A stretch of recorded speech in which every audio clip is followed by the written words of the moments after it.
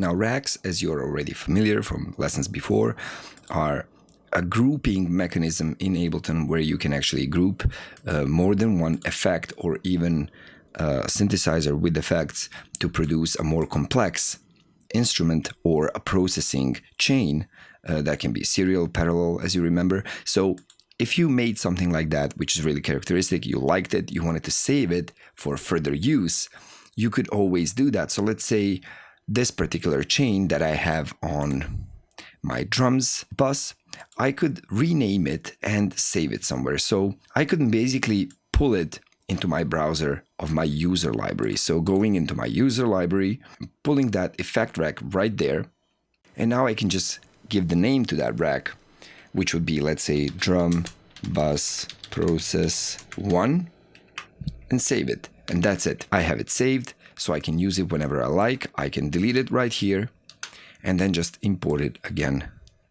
Easy. Just like that. And it's imported. So now I have that saved as a preset. That's really easy. So I can also make folder structure in my, user library the way I like it. So I can make a new folder, say processing racks, or let's say even smaller than that and easier to find, FX racks, and then just pull this drum bus process in there.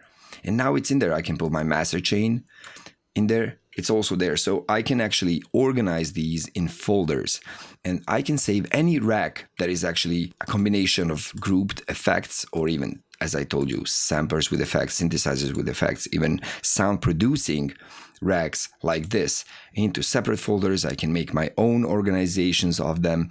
So while making music, it's really good that you save anything interesting you make so that you could reuse it in another track.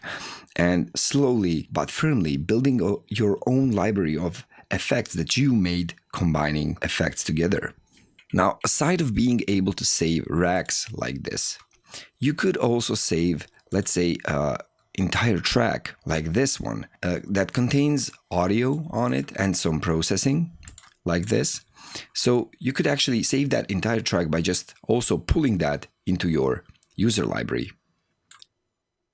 That's it. And I could call this crash track. Now that crash track actually contains one track. As you can see, that it's almost like a project file for Ableton that contains only one track, this one audio track. And on that audio track is this crash. Now, if I deleted this crash track from my song and I pulled this into the blank space, I would get the same thing.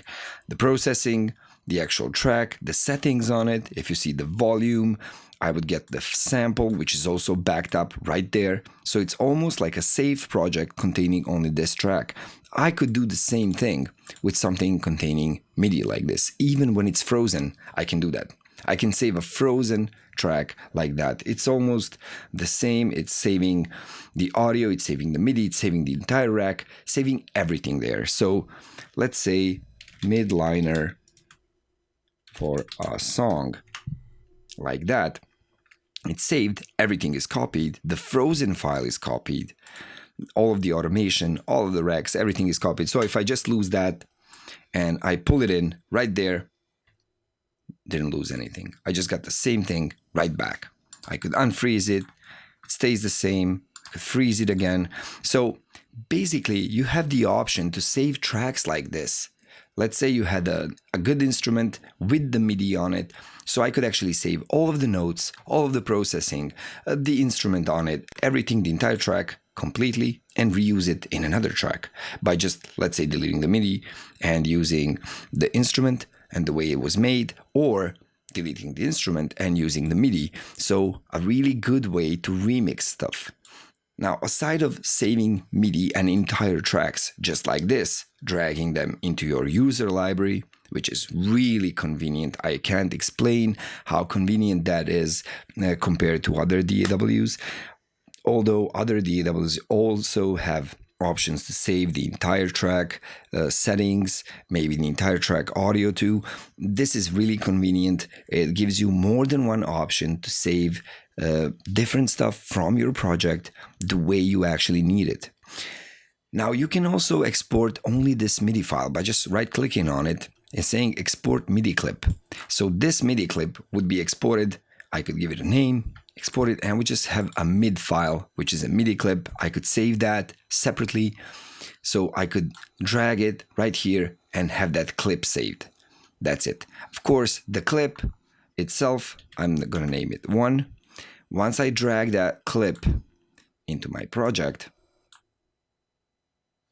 it's a MIDI file, but that MIDI file I saved by dragging will contain the Spire instrument, the entire track. Again, it saves it with itself.